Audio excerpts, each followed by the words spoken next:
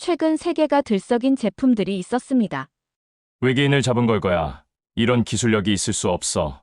이런 찬사를 받은 그것은 바로 삼성의 갤럭시 폴드와 플립이었습니다. 경악스런 두께와 가벼움을 자랑스럽게 소개한 삼성. 일각에선 성능은 안 좋을 거란 평이 삼성의 꼬리를 물고 늘어졌죠. 하지만 GPU, 이 압도적인 삼성의 기술력이 반도체 시장의 판도를 바꿨습니다. 엔비디아는 삼성과의 만남을 주선했고, 인텔 애플은 제조를 부탁했으며 TSMC는 초조해졌습니다. 이런 판도의 가운데서 방긋 웃는 삼성. 과연 삼성은 어떻게 웃게 된 걸까요? 엔비디아와의 거래를 성사시킨 걸까요? 지금 그 이야기를 전해드리겠습니다. 이야기 들어가기 전에 대한민국을 응원하는 넥스트 코리아를 위해 구독과 좋아요 한 번씩 부탁드려요. 안녕하세요. 저는 반도체 전문 칼럼니스트로 20년째 전문 잡지사에서 근무해온 제임스 칼터라고 합니다. 최근 2025년 갤럭시 언팩 행사에 초청받아 방문을 했습니다. 거기서 신기술의 집합체인 폴드와 플립을 보고 저는 의구심을 가졌죠. 이렇게 얇은데 성능은 괜찮나? 하고 말입니다. 하지만 이것은 기우였습니다. 말도 안 되는 GPU의 개발. 삼성의 신기술에 엔비디아까지 매료되고 말았으니까요. 저는 당장 삼성에 대해 조사하기 시작했습니다. 뉴욕 브루클린 언팩 행사장에 들어서는 순간 저는 이상한 기운을 느꼈어요. 25년간 실리콘밸리부터 대만의 신주, 일본의 구마모토까지 세계 각지의 반도체 관련 행사를 다녔지만 이날의 분위기는 달랐습니다. 평소보다 더 많은 외국 기자들과 애널리스트들이 몰려왔죠. 특히 TSMC와 인텔에서 온 관계자들의 표정이 심상치 않았어요. 행사가 시작되고 삼성 임원이 무대에 올라 갤럭시 폴드 7과 플립 7을 공개하는 순간 현장이 술렁였습니다. 폴드 7의 두께는 고작 8.9mm. 이전 모델보다 3점이나 얇아진 겁니다. 플립 7 역시 6.9mm로 경이로울 정도로 얇았죠. 제 옆에 앉은 일본 니케이 기자가 작은 소리로 중얼거렸습니다. 이건 물리법칙을 무시한 것 같은데. 하지만 진짜 놀라운 건 그 다음이었어요. 성능 테스트 영상이 나오기 시작한 거죠. 최신 3차원 게임들이 끊김없이 돌아가고 인공지능 기능들이 실시간으로 처리되는 모습을 보면서 저는 의자에서 몸을 앞으로 기울였습니다. 도대체 어떻게 이렇게 얇은 기기에 이런 성능을 구현한 걸까? 행사가 끝나고 미디어 인터뷰 시간에 저는 삼성 관계자에게 다가갔습니다.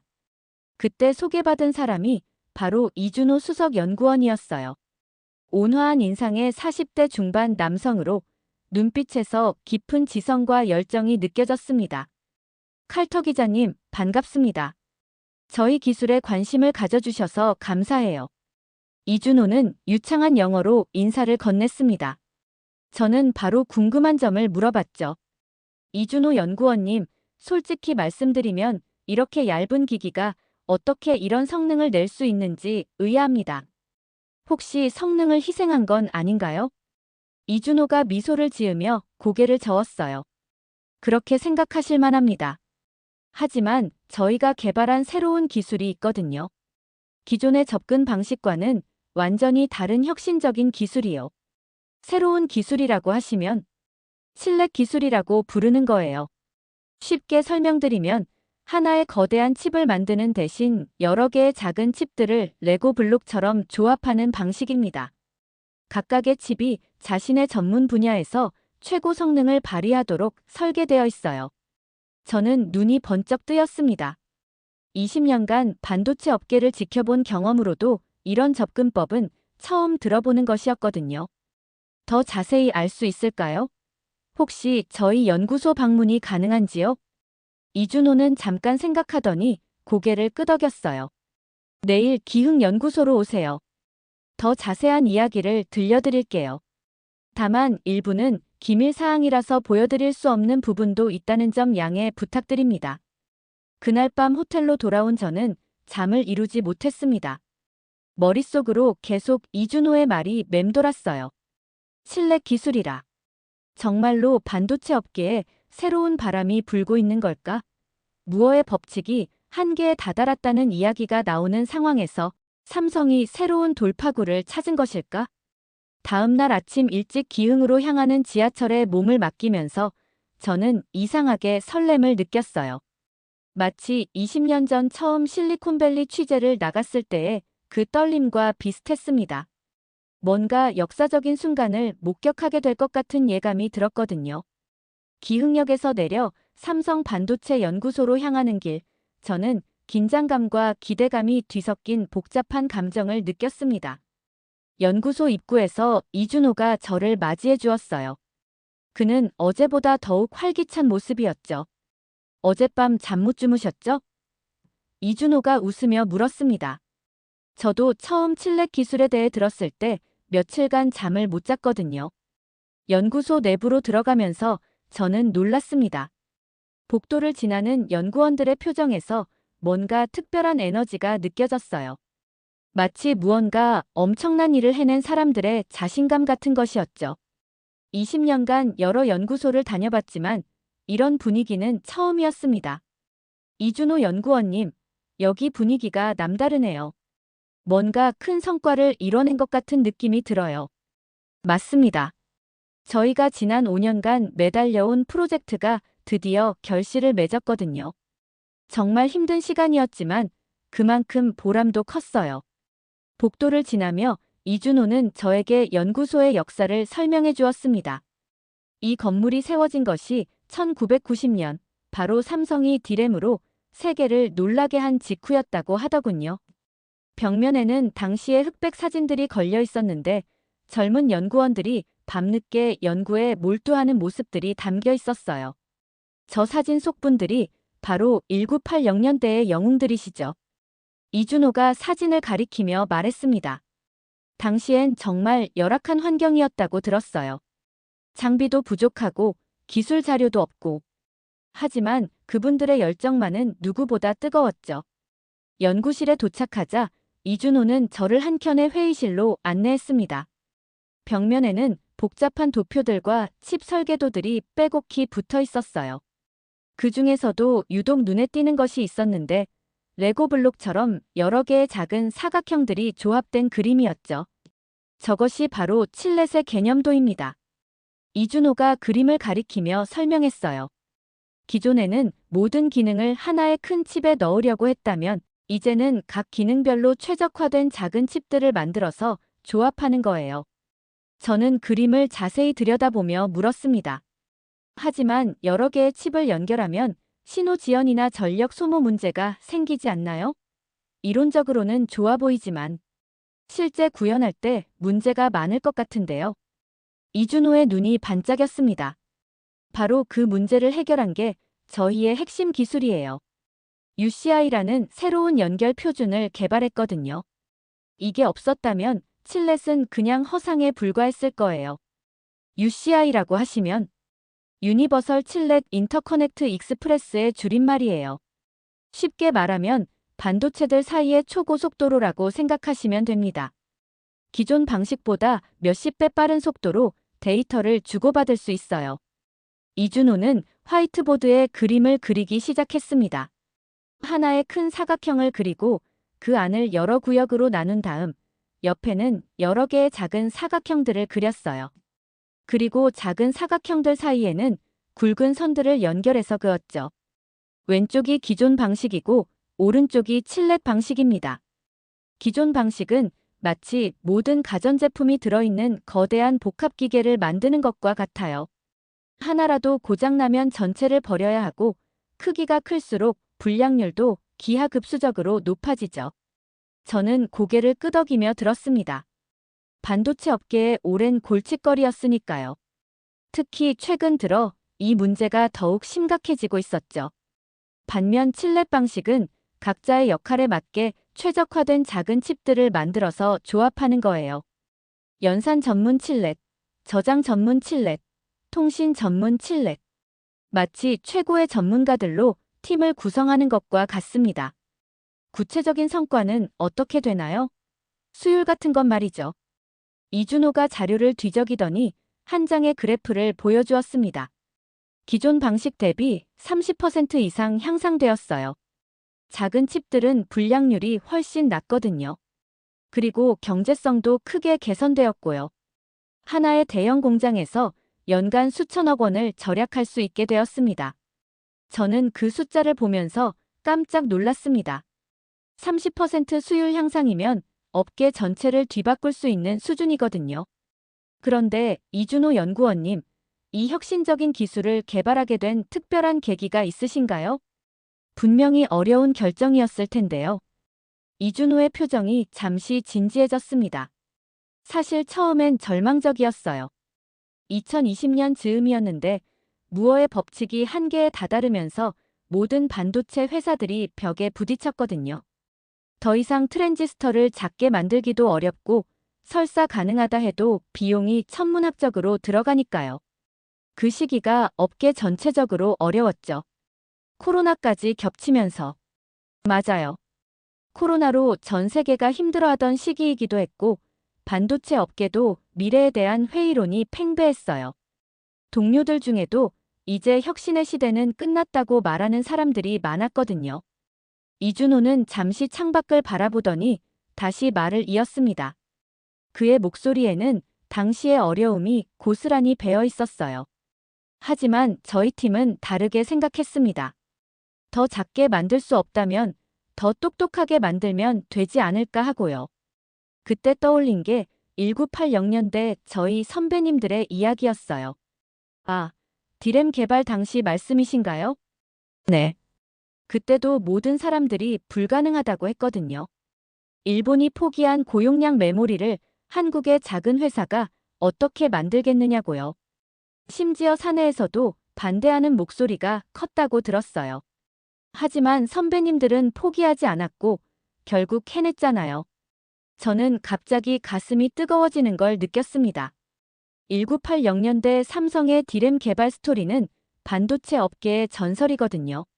맨손으로 시작해서 결국 세계 1위가 된 그 놀라운 이야기 말입니다. 혹시 그때 개발에 참여하신 분들과 개인적인 연결점이 있으신가요? 이준호가 잠깐 망설이더니 작은 목소리로 말했어요. 사실 저희 아버지가 그때 디램 개발팀에 계셨거든요. 제가 어릴 때 아버지가 밤늦게 들어오시면서 자주 하신 말씀이 있어요. 준호야, 우리도 할 수 있다. 다른 나라에서 할 수 있는 걸 우리가 못할 이유는 없다고 하셨거든요. 저는 목이 메이는 걸 느꼈습니다. 아버지의 DNA가 아들에게 이어진 거였죠. 이준호의 눈가에도 살짝 붉어지는 기색이 보였습니다. 그 말씀이 지금도 제게 큰 힘이 되고 있어요.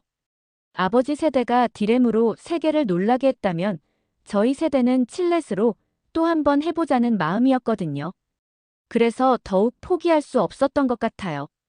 이준호의 말을 들으면서 저는 한국 반도체 산업의 깊은 뿌리를 느꼈습니다. 하지만 개인적인 감동도 잠시, 기자로서의 호기심이 다시 고개를 들었어요. 칠렛 기술이 아무리 혁신적이라고 해도 혼자만의 힘으로는 한계가 있을 텐데요.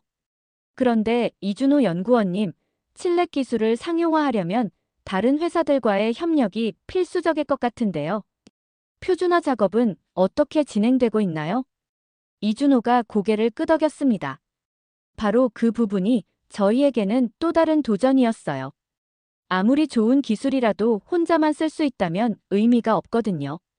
그래서 UCI 컨소시엄을 만드는 작업부터 시작했죠. 컨소시엄이라고 하시면 2022년에 삼성, 인텔, AMD, TSMC 같은 거대 기업들이 머리를 맞대고 만든 표준화 기구예요. 저희가 창립 멤버로 참여했는데 단순히 따라가는 게 아니라 규칙을 만드는 과정에 직접 참여한 거죠. 저는 놀랐습니다.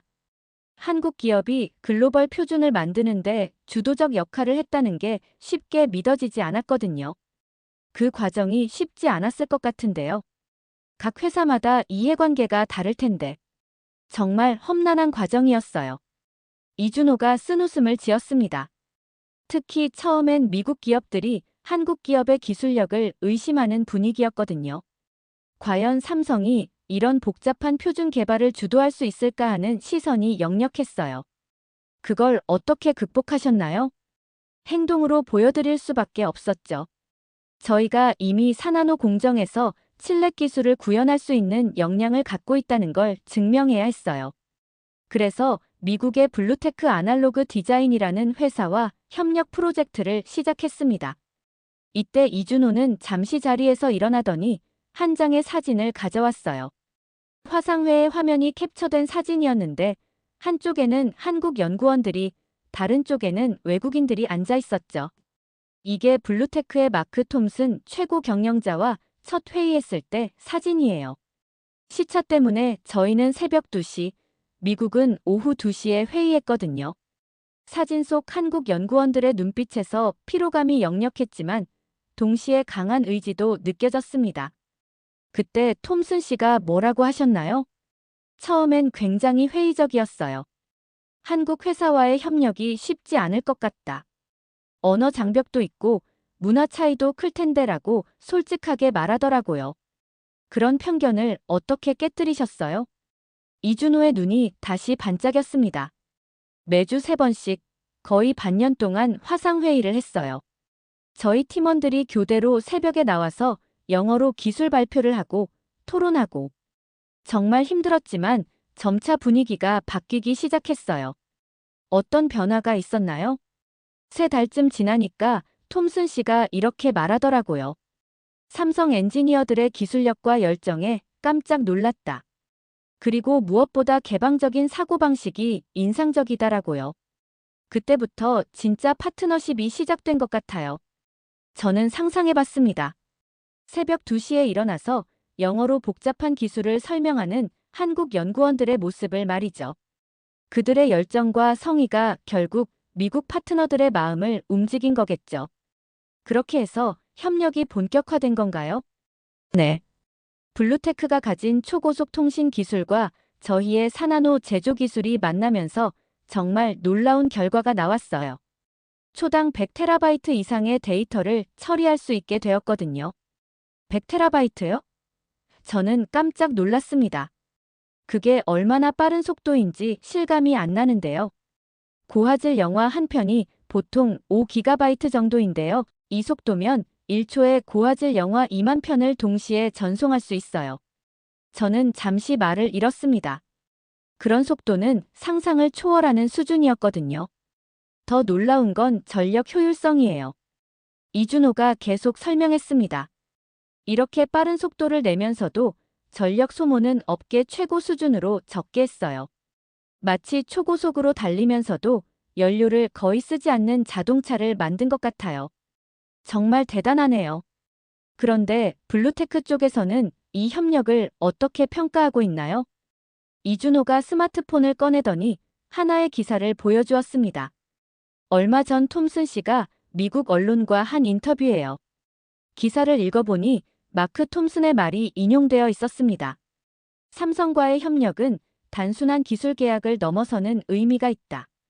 삼성의 제조 기술과 우리의 설계 기술이 만나면서 혼자서는 절대 달성할 수 없었던 성능을 실현했다. 이 인터뷰 기사가 나간 후 반응이 어땠나요? 실리콘밸리가 발칵 뒤집혔어요. 그동안 한국을 단순한 제조업체로만 봤던 시각이 완전히 바뀌기 시작한 거죠. 이제는 기술 파트너로 인정받게 된 거예요. 저는 가슴이 뭉클해졌습니다. 메이드 인 코리아에서 파트너드 위드 코리아로 패러다임이 바뀐 것이죠. 그런데 이런 성과가 나오자 다른 기업들의 반응은 어땠나요? 특히 경쟁사들 말이에요. 이준호의 표정이 잠시 복잡해졌습니다. 사실 가장 민감하게 반응한 곳이 TSMC였어요. 그동안 파운드리 시장에서 절대 강자였는데 갑자기 삼성이 새로운 기술로 추격해오니까 상당한 위기감을 느낀 것 같더라고요. 구체적으로 어떤 반응이 있었나요? 작년 말에 저희가 UCI 기술 발표를 하고 나서 일주일 뒤에 TSMC 내부에서 긴급 회의가 열렸다고 들었어요. 고위 임원들이 모두 참석한 회의였다고 하더라고요. 어떤 내용의 회의였는지 알 수 있나요? 직접적으로는 알 수 없지만 업계 소식통을 통해 들은 바로는 삼성의 칠렉 기술이 우리에게 실질적 위협이 되고 있다는 진단이 나왔다고 해요. 특히 저희가 TSMC의 절반도 안 되는 투자로 이런 성과를 낸 것에 대해 상당한 충격을 받았다고 하더군요. 저는 흥미로웠습니다. 그동안 추격자 입장이었던 삼성이 이제는 선두주자를 위협하는 수준까지 올라선 것이군요. 앞으로의 계획은 어떻게 되나요? 이 기술을 어떻게 발전시켜 나가실 건가요? 지금은 시작에 불과해요. 이준호의 목소리에 강한 의지가 담겨 있었습니다. 칠렉 기술은 단순히 하나의 기술이 아니라 완전히 새로운 생태계를 만드는 일이거든요. 앞으로 더 많은 파트너들과 협력해서 이 생태계를 확장해 나갈 계획입니다. 기흥연구소에서의 인터뷰를 마치고 호텔로 돌아온 저는 곧바로 노트북을 켰습니다. 삼성의 칠렉 기술이 정말 혁신적이라는 건 확인했지만 이것만으로는 완전한 그림을 그릴 수 없었거든요. 업계 전체의 반응, 특히 기존 강자들의 대응을 알아야 진짜 상황을 파악할 수 있을 테니까요. 먼저 연락을 취한 곳은 대만이었습니다. TSMC에서 15년간 근무한 소식통이 있었거든요. 다행히 그는 제 연락에 응답해 주었고 조심스럽게 대화를 나눌 수 있었어요. 최근 TSMC 내부 분위기가 어떤가요? 저는 직설적으로 물어봤습니다. 솔직히 말하면 상당히 긴장된 상태예요. 특히 삼성의 칠렉 기술 발표 이후로는 더욱 그래졌죠. 그의 목소리에는 걱정이 묻어 있었습니다. 구체적으로 어떤 변화가 있었나요? 경영진들이 거의 매주 전략 회의를 열고 있어요. 예전엔 월 단위로 했던 회의를 지금은 주 단위로 하고 있다니까요. 그만큼 위기의식이 크다는 뜻이죠. 며칠 후, 저는 대만 타이베이로 향했습니다. 직접 만나서 이야기를 들어야 상황의 심각성을 제대로 파악할 수 있을 것 같았거든요. 타이베이의 한 조용한 카페에서 데이비드 리 부사장을 만났습니다. 그는 TSMC에서 20년 넘게 근무한 베테랑으로 기술 분야를 총괄하는 핵심 인물이었어요. 칼터 기자님, 만나서 반갑습니다. 데이비드 리는 정중하지만 어딘지 피곤해 보이는 표정으로 인사했습니다. 바쁘신 와중에 시간 내주셔서 감사합니다. 최근 업계 동향에 대해 솔직한 의견을 듣고 싶어서 연락드렸어요.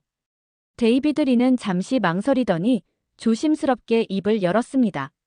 사실 저희도 삼성의 움직임을 예의주시하고 있어요. 특히 칠렉 기술과 관련해서는 무시할 수 없는 수준까지 와 있다고 봅니다. 어떤 면에서 그렇게 평가하시나요? 삼성이 단순히 기술만 개발한 게 아니라 표준화까지 주도하고 있잖아요. UCI 컨소시엄에서의 활동을 보면 정말 치밀하게 준비한 게 느껴져요.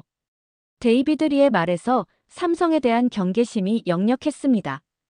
하지만 동시에 인정하는 부분도 있어 보였어요. TSMC도 대응책을 마련하고 있으실 텐데요. 당연히 그래야죠. 하지만 솔직히 말하면 쉽지 않은 상황이에요. 그는 커피잔을 들여다보며 한숨을 쉬었습니다. 저희는 지금까지 기존 방식에서 최고였는데 갑자기 게임의 룰이 바뀌어버린 느낌이거든요. 게임의 룰이 바뀌었다는 게 어떤 의미인가요?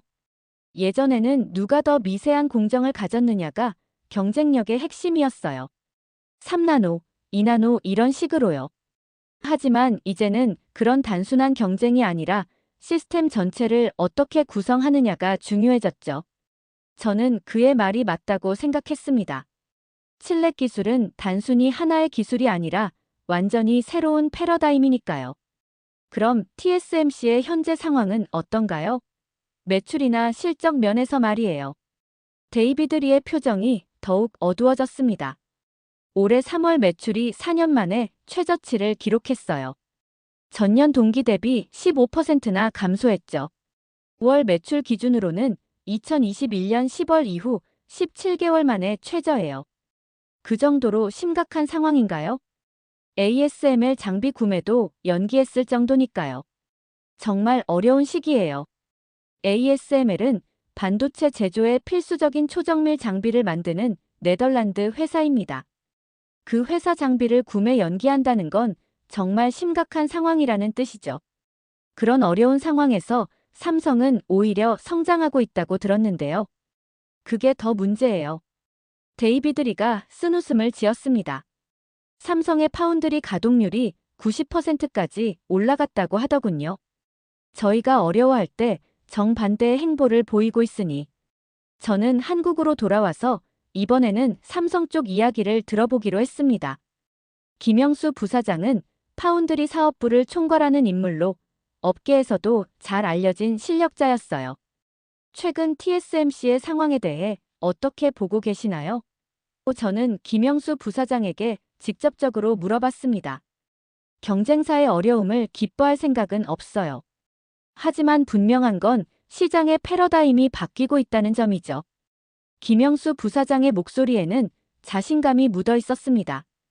어떤 변화를 말씀하시는 건가요? 저희는 더 이상 뒤따라가는 입장이 아니에요. 칠레 기술에서만큼은 누구와도 당당하게 경쟁할 수 있는 역량을 갖췄다고 자신합니다. 그의 말에는 강한 확신이 담겨 있었습니다. 1980년대 디램 개발 당시에 그 당찬 기운이 느껴지는 것 같았어요. 실제 성과는 어떤가요? 작년 파운드리 매출이 20조 원, 영업이익이 2조 원을 넘어섰어요. 역대 최고치죠. 특히 4나노와 5나노 공정에서 수율이 안정화되면서 대형 고객사들의 주문이 크게 늘었습니다. 구체적으로 어떤 고객사들인가요? 직접적으로 밝힐 수는 없지만 인공지능과 자율주행 분야의 선도 기업들이 저희 기술에 관심을 보이고 있어요. 4나노 기반의 인공지능 자동차 칩 생산 문의가 특히 많이 들어오고 있죠. 이때 중요한 뉴스가 하나 터졌습니다. 워런 버핏이 TSMC 지분을 매도했다는 소식이었어요. 버크셔 해서웨이 회장이 직접 지정학적 리스크가 주된 이유라고 밝힌 거죠. 이 소식은 반도체 업계에 큰 충격을 주었습니다. 그동안 TSMC를 신뢰해왔던 투자자들도 불안해하기 시작했거든요. 대만을 둘러싼 미중 갈등이 현실적인 리스크로 다가온 것이죠. 반면 삼성에게는 새로운 기회가 열리고 있었습니다.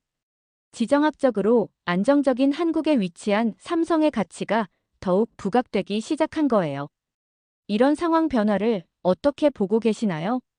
저는 김영수 부사장에게 물어봤습니다. 저희는 흔들리지 않고 기술 개발에 집중할 뿐이에요. 지정학적 이슈는 저희가 통제할 수 있는 영역이 아니니까요. 대신 고객들이 안심하고 맡길 수 있는 기술력과 생산 능력을 갖추는데 최선을 다하고 있습니다. 그의 말에는 흔들리지 않는 신념이 담겨 있었습니다. 외부 환경에 휘둘리지 않고 본질에 집중하겠다는 의지가 느껴졌어요. TSMC의 위기와 삼성의 부상을 확인한 저는 이제 삼성의 또 다른 비밀병기에 대해 알아보기로 했습니다. 칠렉 기술도 놀라웠지만 업계 소식통들이 귀띔해준 바에 따르면 삼성에는 더 큰 카드가 있다는 거였어요. 바로 패키징 기술 분야에서의 혁신이었습니다. 다시 기흥연구소를 찾았을 때 이번에는 박민수 연구원을 만났습니다. 삼성의 어드밴스드 패키지 팀에서 일하는 30대 후반의 엔지니어로 패키징 기술 분야의 전문가였어요. 그의 연구실은 칠렛 연구실과는 또 다른 분위기였습니다. 벽면에는 복잡한 3차원 구조도들이 붙어 있었고 여러 층으로 쌓인 칩들의 모형들이 전시되어 있었거든요. 박민수 연구원님, 패키징 기술이 요즘 화두가 되고 있다고 들었는데요. 어떤 기술인지 쉽게 설명해 주실 수 있을까요? 박민수는 책상 위에 레고 블록들을 가리키며 설명을 시작했습니다. 패키징은 쉽게 말해서 여러 종류의 반도체 칩을 하나의 기판에 효율적으로 담는 기술이에요. 마치 이 레고 블록들을 조합해서 하나의 완성된 모형을 만드는 것처럼요. 그런데 왜 갑자기 이 기술이 중요해진 건가요? 전공정 분야에서 반도체 미세화 경쟁이 한계에 달했거든요. 더 이상 작게 만들기 어려우니까 이제는 어떻게 잘 조립하느냐가 핵심이 된 거죠. 마치 축구에서 갑자기 경기 규칙이 바뀐 것과 같아요. 박민수의 비유가 재미있었습니다. 정말로 반도체 업계에 새로운 게임이 시작된 셈이죠. 삼성이 이 분야에서 어떤 성과를 거두고 있나요? 박민수의 눈이 반짝였습니다. 저희가 올해 4분기부터 파울피라는 기술을 양산에 도입할 예정이에요.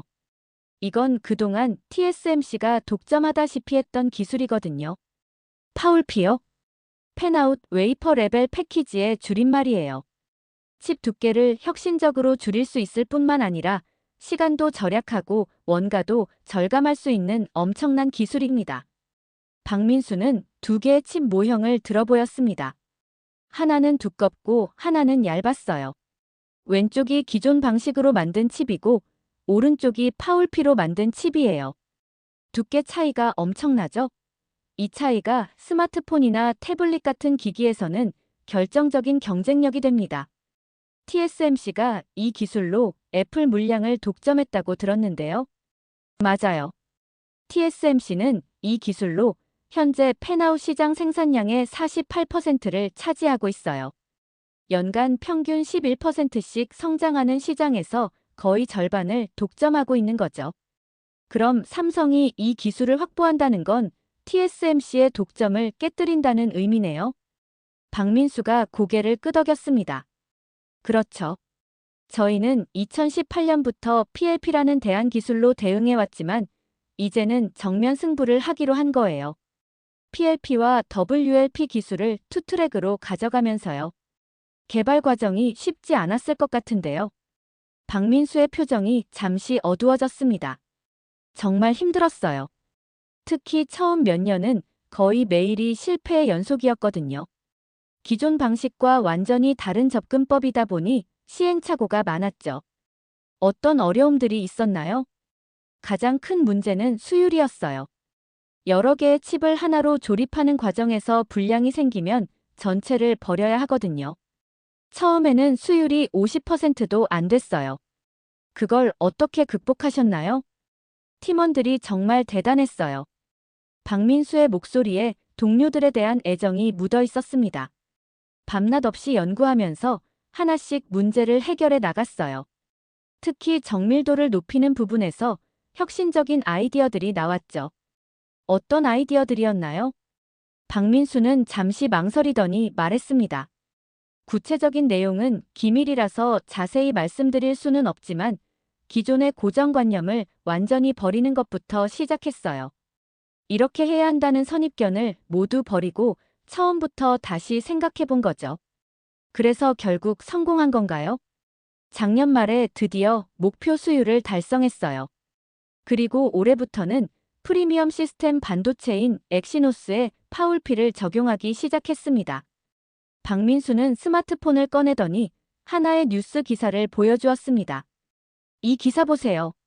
저희가 파울피 기술 발표를 하고 나서 일주일 후에 나온 기사인데 TSMC에서 긴급회의를 소집했다고 되어 있어요. 기사를 읽어보니 정말 흥미로운 내용이었습니다. TSMC 임원들이 허겁지겁 대책을 세우기에 바빴다는 내용이었거든요. 이 기사가 사실인가요? 저희가 직접 확인할 수는 없지만 업계 관계자들 사이에서는 거의 기정사실로 받아들여지고 있어요. TSMC 내부에서도 마지막 남은 희망이었던 독점 기술마저 삼성에게 뺏길 수 있다는 우려가 크다고 하더라고요. 특히 애플과의 관계에서 변화가 있을 것 같은데요. 박민수가 의미심장한 표정을 지었습니다.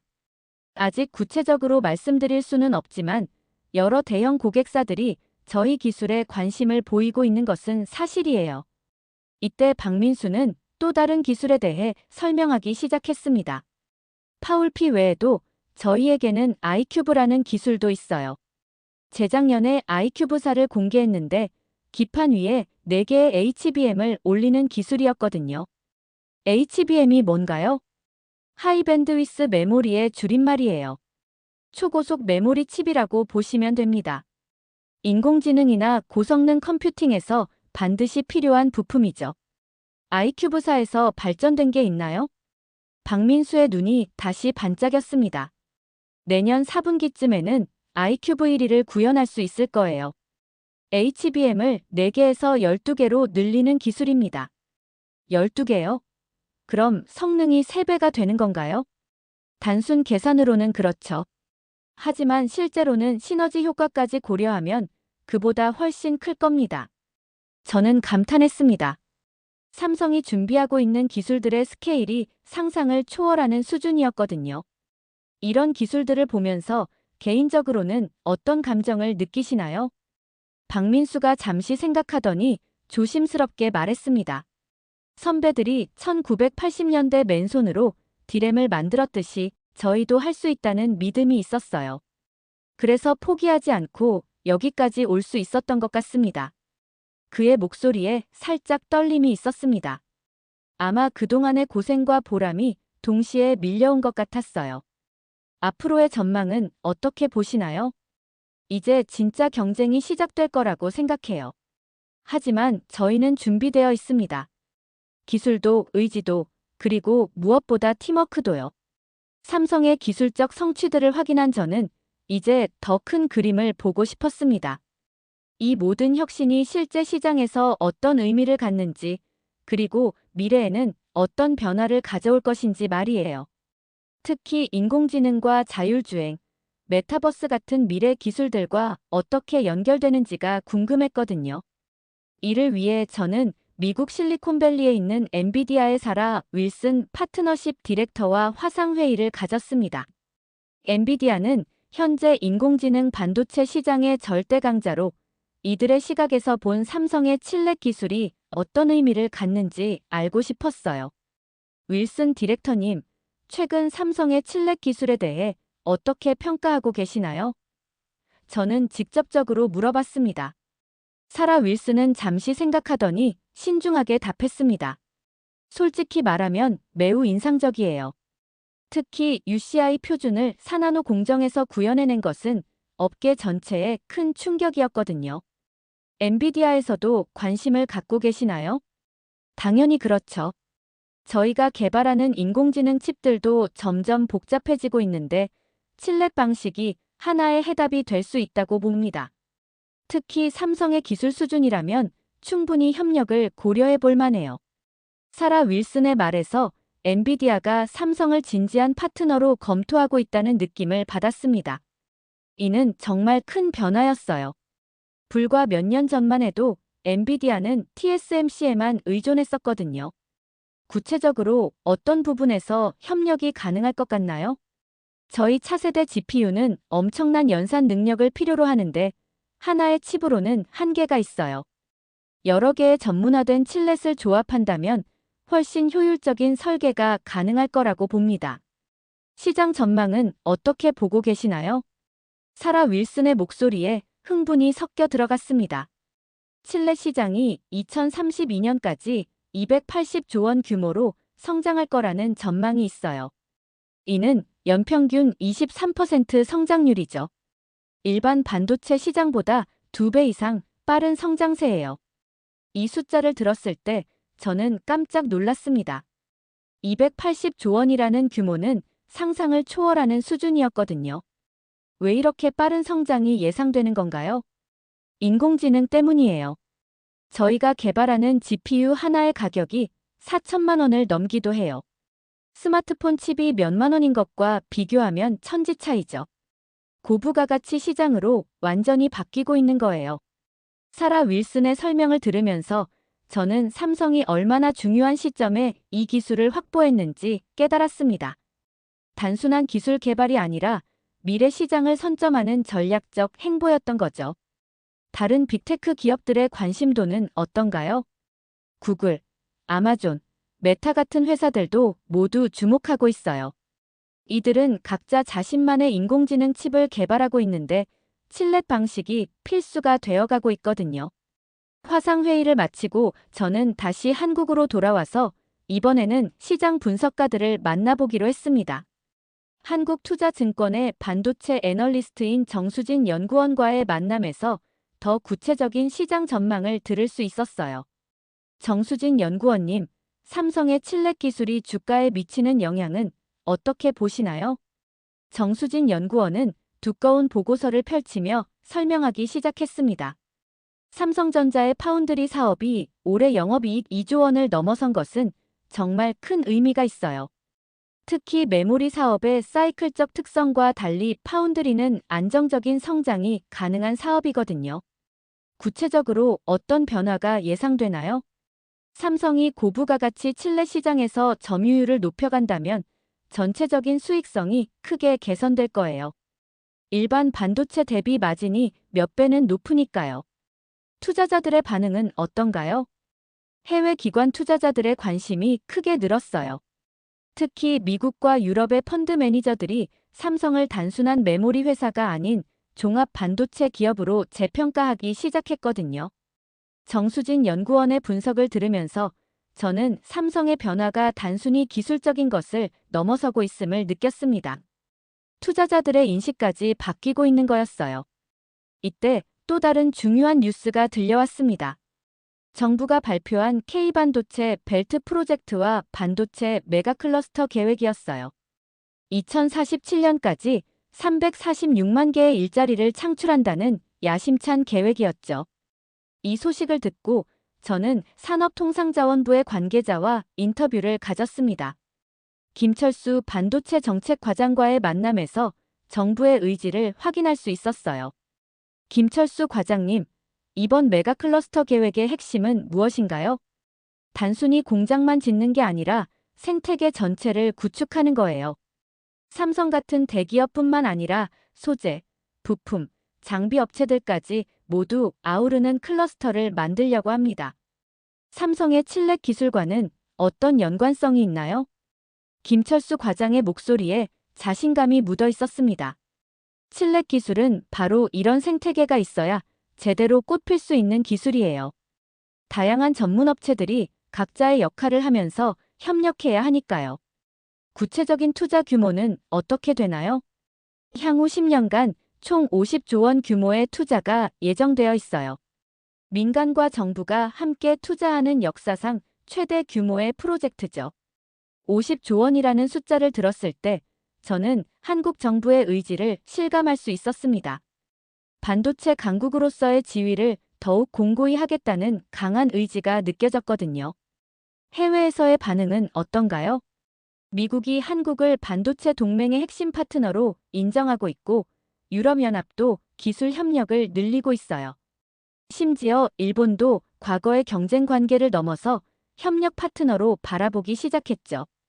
김철수 과장의 말을 들으면서 저는 한국의 위상 변화를 실감했습니다.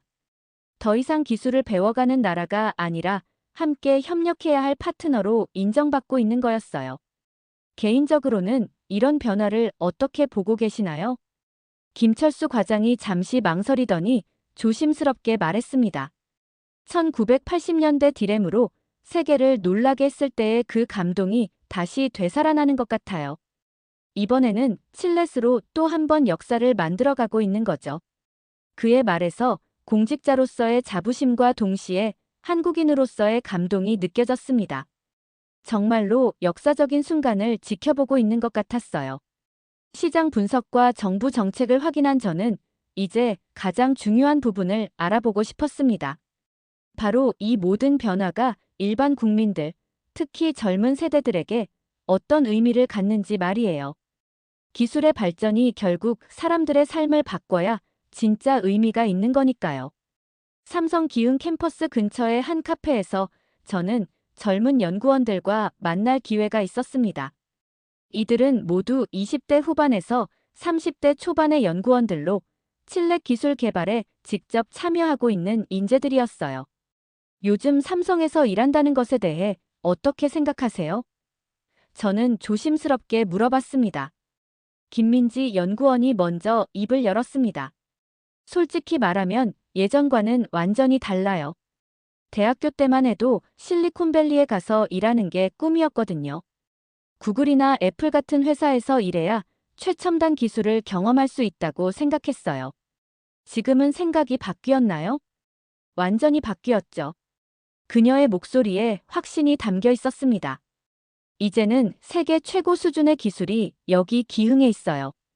굳이 미국에 가지 않아도 세계를 이끌어가는 기술을 만들 수 있다는 걸 깨달았거든요. 옆에 앉아있던 박준영 연구원도 거들었습니다. 저희가 개발하는 기술이 전 세계 사람들의 삶을 바꿀 수 있다는 사실에 엄청난 보람을 느껴요. 한국에서 태어나고 자란 것이 이렇게 자랑스러울 줄 몰랐어요. 이들의 말에서 강한 자부심이 느껴졌습니다. 마치 1980년대 선배들이 느꼈을 그 감정과 비슷한 것 같았어요. 구체적으로 어떤 부분에서 자부심을 느끼시나요? 외국 연구원들과 협업할 때예요. 김민지가 스마트폰을 꺼내더니 하나의 사진을 보여주었습니다. 화상회의 화면에서 미국, 유럽, 아시아의 연구원들이 함께 토론하는 모습이었어요. 예전에는 저희가 그들에게서 배우는 입장이었다면 이제는 저희가 가르쳐주는 입장이 된 거예요. 정말 그런 변화를 체감하시나요? 박준영이 고개를 끄덕였습니다. 작년에 유럽의 한 연구소에서 저희 기술을 배우러 왔어요. 독일과 프랑스에서 온 박사급 연구원들이 저희한테 질문하고 저희 설명을 듣는 모습을 보면서 정말 감격스러웠거든요. 개인적으로는 어떤 변화를 느끼시나요? 연봉도 많이 올랐지만 그보다는 일에 대한 의미가 달라진 게 가장 큰 변화예요. 김민지의 말에 다른 연구원들도 고개를 끄덕였습니다. 예전에는 그냥 주어진 업무를 처리하는 느낌이었다면 이제는 정말로 역사를 만들어가고 있다는 실감이 들어요. 저는 이들의 변화된 의식에 깊은 감동을 받았습니다. 단순히 기술적 성취를 넘어서 삶의 의미 자체가 달라진 거였어요. 주변 친구들의 반응은 어떤가요? 다른 회사에 다니는 친구들이 부러워해요. 박준영이 웃으며 말했습니다. 특히 스타트업에 다니는 친구들이 요즘 삼성이 정말 멋있어 보인다고 하더라고요. 예전과는 완전히 다른 반응이죠. 이때 또 다른 연구원인 이수현 씨가 흥미로운 이야기를 들려주었습니다. 저희 팀장님이신 이준호 연구원님의 이야기를 들어보셨나요? 아버님이 1980년대 디램 개발에 참여하셨다고 하더라고요. 그런 이야기를 들었어요. 정말 감동적이더라고요. 저희도 그 이야기를 들으면서 더욱 사명감을 느꼈어요. 아버지 세대가 디램으로 기적을 만들었다면 저희 세대는 칠렛으로 또 다른 기적을 만들어야겠다는 생각이 들었거든요. 이수현의 말에서 세대를 이어가는 사명감이 느껴졌습니다. 한국 반도체 산업의 DNA가 다음 세대로 이어지고 있는 거였어요. 앞으로의 꿈이나 목표는 어떻게 되시나요? 김민지가 잠시 생각하더니 말했습니다. 저희 아이들이 커서 엄마가 세계를 바꾸는 기술을 만들었다고 자랑할 수 있는 일을 하고 싶어요. 그리고 전 세계 젊은이들이 한국에 와서 기술을 배우고 싶어하는 그런 나라를 만들고 싶고요. 박준영도 거들었습니다. 이제는 한국이 기술 한류의 중심지가 되어야 한다고 봐요. K-팝이나 드라마뿐만 아니라 기술에서도 전 세계가 한국을 주목하는 시대가 와야죠. 이들과의 대화를 마치고 저는 삼성의 인사 담당자와도 만나볼 기회가 있었습니다. 최영의 인사부장과의 만남에서는 더 구체적인 변화상을 들을 수 있었어요. 요즘 채용 트렌드는 어떻게 변했나요? 저는 궁금했습니다. 정말 놀라운 변화가 있어요. 최영의 부장의 목소리에 기쁨이 묻어 있었습니다. 예전에는 저희가 인재를 찾아다녀야 했는데 이제는 인재들이 저희를 찾아와요. 특히 해외 유명 대학 출신들의 지원이 크게 늘었어요.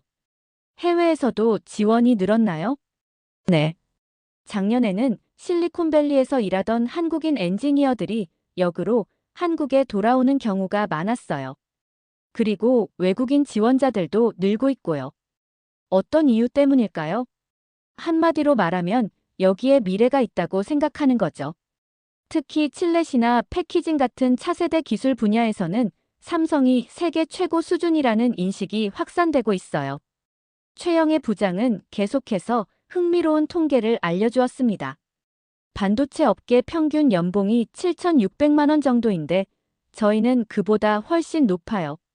특히 칠렛 기술 전문가들은 더욱 높은 대우를 받고 있고요. 그럼 일자리 측면에서도 큰 변화가 있을 것 같네요. 정부에서 발표한 346만 개의 일자리 창출 계획이 현실화되면 젊은 세대들에게는 정말 큰 기회가 될 거예요. 좋은 기술력이 좋은 일자리로 이어지고 그것이 다음 세대의 희망이 되는 선순환 구조가 만들어지고 있어요. 국가적으로는 어떤 의미가 있을까요? 최영의 부장이 잠시 진지한 표정을 지었습니다. 1980년대에 우리나라가 기술 후진국이라는 따가운 시선을 받을 때를 생각해 보세요. 그때 선배님들의 노력으로 오늘의 한국이 있는 거잖아요. 이제 저희 세대가 그 뒤를 이어야 할 때라고 생각해요. 개인적으로는 어떤 감정을 느끼시나요? 정말 자랑스러워요. 저희 회사에서 일하는 것뿐만 아니라 한국 사람으로 태어난 것 자체가 자랑스러워요. 이제는 전 세계가 한국의 기술력을 인정하고 있으니까요. 저는 이들의 이야기를 들으면서 깊은 감동을 받았습니다. 기술의 발전이 단순히 경제적 성과를 넘어서 국민들의 자부심과 정체성까지 바꾸고 있는 것이었어요. 1980년대 디램 신화가 40여 년이 지난 지금 칠렛이라는 새로운 모습으로 재현되고 있는 거였죠. 한국에서의 취재를 마무리하면서 저는 마지막으로 이준호 연구원과 다시 만날 기회가 있었습니다. 인천공항으로 향하기 전 그와의 마지막 인터뷰는 삼성기흥연구소의 옥상 정원에서 이루어졌어요. 멀리 보이는 수원 시내와 함께 연구소 건물들이 한눈에 들어오는 곳이었죠. 칼터 기자님, 한국에서의 취재는 어떠셨나요? 이준호가 따뜻한 미소를 지으며 물어봤습니다. 정말 놀라운 경험이었어요. 솔직히 처음에는 반신반의했는데 직접 보고 나니 한국의 기술력이 정말 세계 최고 수준이라는 걸 확신하게 되었습니다. 그렇게 말씀해 주시니 감사해요. 하지만 저희는 이제 시작이라고 생각해요. 시작이라고 하시면 이준호는 잠시 먼 곳을 바라보더니 천천히 말을 시작했습니다. 1980년대 저희 아버지 세대가 디램으로 기적을 만들어내셨을 때도 그분들은 이제 시작이다라고 하셨다고 들었어요. 한 번의 성공으로 만족하지 않고 계속해서 더 높은 목표를 향해 나아가셨죠. 그런 정신이 지금도 이어지고 있는 건가요? 그렇죠. 칠렛 기술이 성공했다고 해서 여기서 멈출 수는 없어요. 벌써 다음 단계를 준비하고 있거든요. 양자 컴퓨터, 뇌 컴퓨터 인터페이스. 상상하기 어려운 기술들이 기다리고 있어요. 이준호의 말에서 끝없는 도전 의지가 느껴졌습니다. 한 번의 성공에 안주하지 않고 계속해서 새로운 영역을 개척하려는 의지 말이에요. 개인적으로는 어떤 미래를 그리고 계시나요? 저희 아들이 지금 초등학생인데요. 그 아이가 어른이 되었을 때 아빠가 세계를 바꾸는 일을 했구나라고 자랑스러워할 수 있는 일을 하고 싶어요. 그리고 한국이 진짜 기술 강국이 되는데 기여하고 싶고요. 한국의 미래를 어떻게 전망하고 계시나요? 이준호의 눈빛이 더욱 반짝였습니다. 이제는 전 세계 젊은 인재들이 한국으로 오는 시대가 될 거라고 확신해요. 예전에 우리가 미국으로 유학을 가던 것처럼 이제는 외국 학생들이 한국에서 최첨단 기술을 배우러 올 거예요. 정말 그런 날이 올까요? 벌써 시작되고 있어요. 저희 연구소에도 유럽과 미국에서 온 연구원들이 늘고 있거든요. 기술 한류의 시대가 열리고 있는 거죠. 저는 이준호의 확신에 찬 목소리를 들으면서 가슴이 뜨거워지는 걸 느꼈습니다. 정말로 한국이 세계 기술의 중심지로 떠오르고 있는 것 같았어요. 마지막으로 하고 싶은 말씀이 있다면? 이준호는 잠시 생각하더니 진지한 표정으로 말했습니다. 저희는 지금 역사를 만들고 있어요. 미래의 아이들이 교과서에서 배우게 될 그 역사를 직접 쓰고 있는 거예요. 그 사실이 때로는 부담스럽기도 하지만 동시에 엄청난 자부심을 느끼게 해주죠. 그 역사 속에서 한국의 위치는 어떻게 될까요? 한국은 더 이상 기술을 따라가는 나라가 아니에요. 이제는 세계가 한국을 따라오는 시대가 되었어요. 메이드 인 코리아가 세계 미래 기술의 심장부에 새겨질 거라고 확신합니다. 인천공항으로 향하는 길에서 저는 지난 일주일간의 경험을 되돌아봤습니다. 처음 갤럭시 언팩에서 받았던 충격부터 시작해서 칠렛 기술의 혁신성, UCI 표준에서의 글로벌 리더십, 패키징 기술에서의 대역전, 그리고 젊은 세대들의 변화된 의식까지 정말로 한국이 새로운 역사를 써 내려가고 있다는 확신이 들었어요. 공항 라운지에서 마지막 정리를 하며 저는 이런 생각을 했습니다. 1980년대 한국이 맨손으로 시작해서 디램 신화를 만들어냈듯이 이제는 칠렛이라는 새로운 무기로 또 다른 신화를 써 내려가고 있는 것이죠. 비행기가 이륙하면서 내려다본 한국의 야경은 정말 아름다웠습니다. 수많은 불빛들이 반짝이는 모습이 마치 반도체 칩의 회로도 같았어요. 그 하나하나의 불빛이 모여서 거대한 기적을 만들어내는 것처럼 한국의 수많은 연구원들과 엔지니어들이 모여서 세계를 놀라게 할 기술들을 만들어내고 있는 거겠죠. 미국으로 돌아가는 14시간의 비행시간 동안 저는 기사를 쓰기 시작했습니다. 이 놀라운 이야기를 전 세계에 알려야 한다는 사명감이 들었거든요. 한국의 기적이 다시 한번 시작되고 있다는 것을, 그리고 이번에는 더욱 큰 규모로 펼쳐질 것이라는 것을 말이에요. 기사의 마지막 문단을 쓰면서 저는 이렇게 적었습니다. 1980년대 한국이 디램으로 세계를 놀라게 했다면 이제는 칠렛으로 또 한 번 역사를 만들어가고 있다. 무어의 법칙의 끝에서 새로운 시작을 알리는 한국의 이야기는 이제 막 시작되었을 뿐이다. 앞으로 10년 후 우리는 어떤 새로운 기적을 목격하게 될까? 실리콘밸리에 도착해서 동료들에게 이 이야기를 들려주었을 때 모든 사람들이 깜짝 놀랐습니다. 정말 한국이 그 정도 수준까지 올라왔나? 라는 반응들이었어요. 하지만 제가 직접 보고 경험한 것들을 자세히 설명해주자 모두들 한국에 대한 인식을 완전히 바꾸기 시작했습니다. 몇 달 후 제가 쓴 기사가 여러 매체에 실리면서 전 세계적으로 큰 반향을 일으켰습니다. 특히 한국의 칠렛혁명이라는 제목의 기사는 업계에서 화제가 되었죠. 삼성의 주가도 크게 올랐고 한국을 방문하려는 해외 투자자들과 연구원들이 급증했습니다. 1년이 지난 지금 저는 다시 한국을 찾을 계획을 세우고 있습니다. 그동안 또 어떤 놀라운 발전이 있었을지, 그리고 한국의 젊은 연구원들이 또 어떤 꿈을 키우고 있을지 정말 궁금해요. 한 가지 확실한 것은 한국이 더 이상 기술을 따라가는 나라가 아니라는 점입니다. 이제는 전 세계가 한국의 기술을 주목하고 배우려고 하는 시대가 되었어요. 그리고 그 중심에는 포기하지 않는 한국인의 정신과 끊임없는 도전 의지가 있습니다.